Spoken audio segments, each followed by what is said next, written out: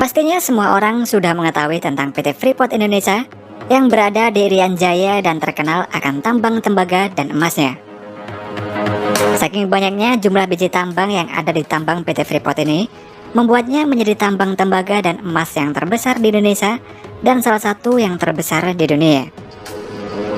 Di balik itu semua, ternyata sejarah pembangunan tambang PT FI ini sangatlah sulit dan membutuhkan waktu bertahun-tahun untuk merencanakan dan membangunnya.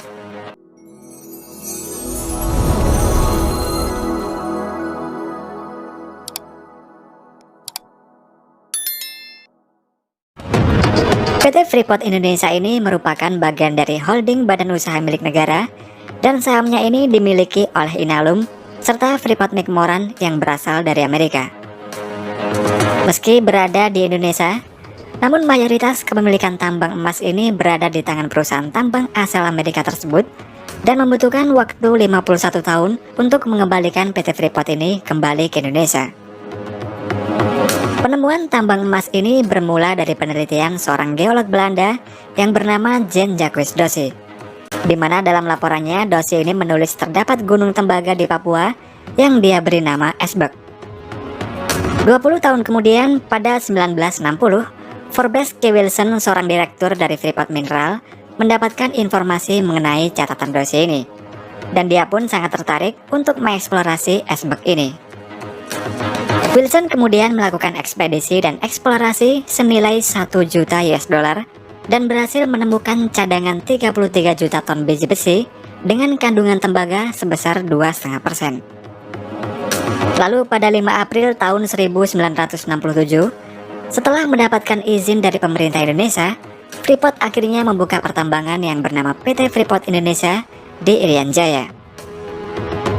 Untuk membangun pertambangan di lokasi Gunung Esbek ini, Freeport menyewa firma terkenal bernama Bechtel yang berasal dari California, Amerika Serikat. Pembangunan pertambangan tersebut ternyata memiliki medan yang sangat sulit dan ekstrim, karena mereka ini harus membangun jalan sepanjang 120 km dan jalurnya ini melewati hutan serta sungai dan pegunungan setinggi lebih dari 4.000 meter. Selain itu, untuk mempermudah pembangunan tambang di Esbek ini, sekitar 11 km dari Gunung Esbek ini, Freeport membangun kereta gantung di atas kaki tebing setinggi 609 meter dan membuatnya ini menjadikan sebagai kereta gantung yang tercuram di dunia. Kereta gantung ini juga merupakan kereta gantung yang terpanjang di dunia pada waktu itu, dengan panjang rutenya mencapai 2.743 meter.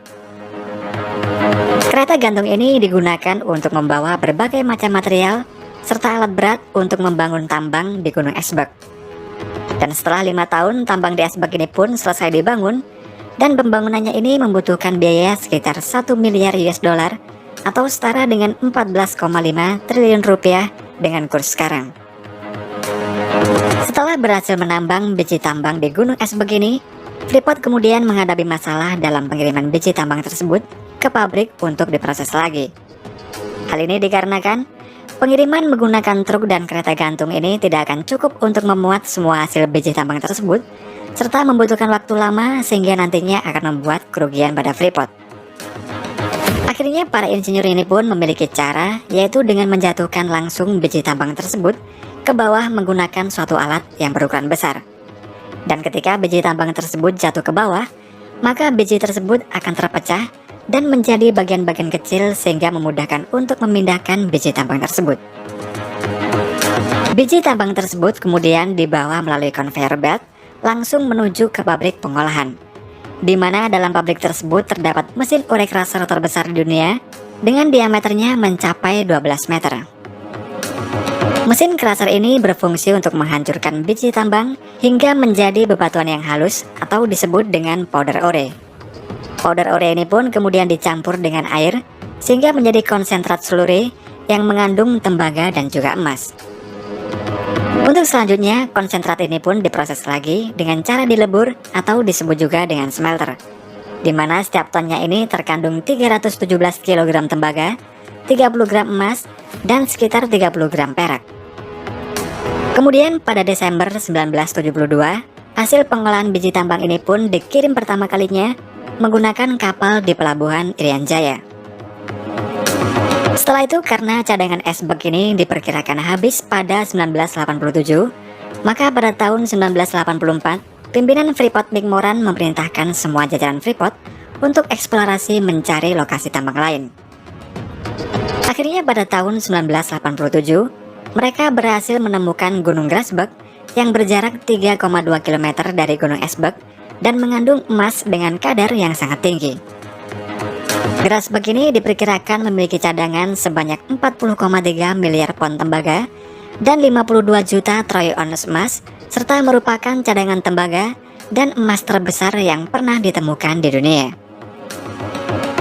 Lokasi Grasberg ini jauh lebih terpencil dan lebih ekstrim lagi dibandingkan dengan Esberg karena terhalang banyak tebing curam dan tinggi. Namun dengan adanya para insinyur, hal tersebut dapat diatasi dengan penggunaan teknologi modern.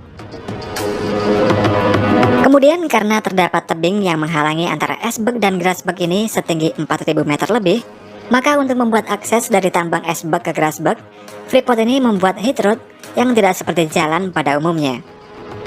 Heat road ini memiliki sudut kemiringan antara 22 derajat hingga 30 derajat, serta jalurnya ini berliku-liku dan terus menanjak hingga ketinggian 4.114 meter. Keberadaan heat road ini sangatlah membantu dalam pengiriman biji tambang dari Grasberg ke Esberg untuk proses pengolahan. Serta heat road ini juga untuk membawa berbagai macam komponen alat berat yang beratnya ini mencapai puluhan ton. Grasberg mulai dieksplorasi pada tahun 1988.